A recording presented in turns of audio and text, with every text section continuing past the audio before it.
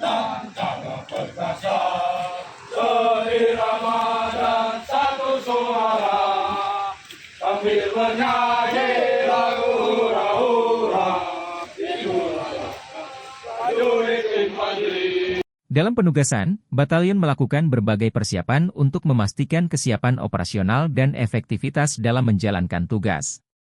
Beberapa aspek utama yang diperhatikan dalam persiapan batalion meliputi 1. Pembinaan satuan. Pembinaan ini mencakup peningkatan kemampuan personel, penguasaan taktik dan teknik militer, serta optimalisasi manajemen latihan. 2. Kesiapan prajurit. Setiap prajurit harus menjalani pemeriksaan kesiapan, termasuk pengecekan perlengkapan dan kesiapan fisik sebelum bertugas. 3. Pelatihan dan simulasi. Batalion menggelar latihan intensif untuk menghadapi berbagai skenario di lapangan, termasuk operasi pengamanan perbatasan dan penumpasan pemberontakan. 4. Pemeriksaan logistik. Semua perlengkapan, kendaraan, dan persenjataan harus dalam kondisi siap pakai untuk mendukung operasi. 5. Koordinasi dan briefing. Komandan batalion memberikan arahan kepada seluruh anggota mengenai strategi dan tujuan operasi. Persiapan ini bertujuan untuk memastikan bahwa batalion dapat menjalankan tugasnya dengan optimal dan sesuai dengan doktrin militer yang berlaku. Persiapan batalion dalam operasi pemeliharaan perdamaian dan operasi militer memiliki perbedaan yang cukup signifikan karena tujuan dan pendekatan yang digunakan dalam kedua jenis operasi ini berbeda. 1. Operasi pemeliharaan perdamaian. Operasi ini bertujuan untuk menjaga stabilitas dan keamanan di wilayah konflik tanpa menggunakan kekuatan militer secara agresif. Persiapan yang dilakukan meliputi pelatihan diplomasi dan komunikasi. Personel dilatih untuk berinteraksi dengan masyarakat lokal dan pihak-pihak terkait guna membangun kepercayaan.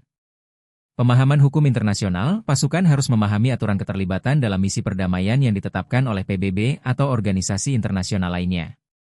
Penguasaan bahasa dan budaya lokal agar dapat berkomunikasi dengan baik dan menghindari kesalahpahaman dalam menjalankan tugas. Latihan non-kombatan fokus pada teknik negosiasi, mediasi, dan penanganan konflik tanpa kekerasan. Pemeriksaan logistik khusus. Peralatan yang digunakan lebih banyak berupa kendaraan ringan, alat komunikasi, dan perlengkapan medis. 2. Operasi militer. Operasi ini bertujuan untuk menghadapi ancaman atau musuh dengan strategi militer yang lebih agresif.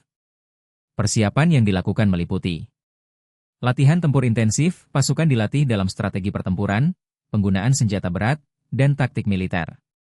Peningkatan kesiapan fisik dan mental. Prajurit harus memiliki daya tahan tinggi untuk menghadapi situasi ekstrim.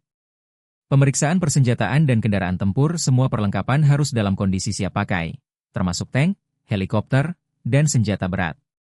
Koordinasi intelijen. Pengumpulan informasi mengenai musuh dan medan operasi menjadi bagian penting dalam persiapan.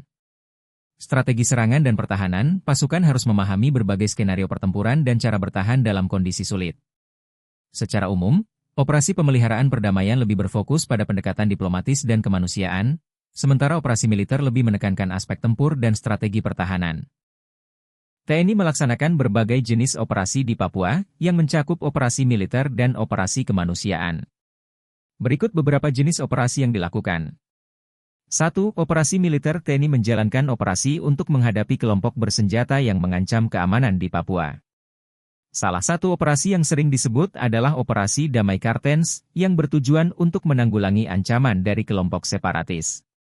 2. Operasi teritorial. TNI juga melakukan pendekatan soft power, seperti memberikan wawasan kebangsaan kepada masyarakat dan membantu pembangunan infrastruktur. 3. Operasi amfibi. Pasukan khusus TNI AL seperti Kopaska dan Taifib melaksanakan latihan dan operasi di Papua, terutama di wilayah pesisir dalam operasi amfibi. Selain operasi militer, TNI juga terlibat dalam evakuasi korban konflik dan bantuan kemanusiaan untuk masyarakat yang terdampak situasi keamanan di Papua.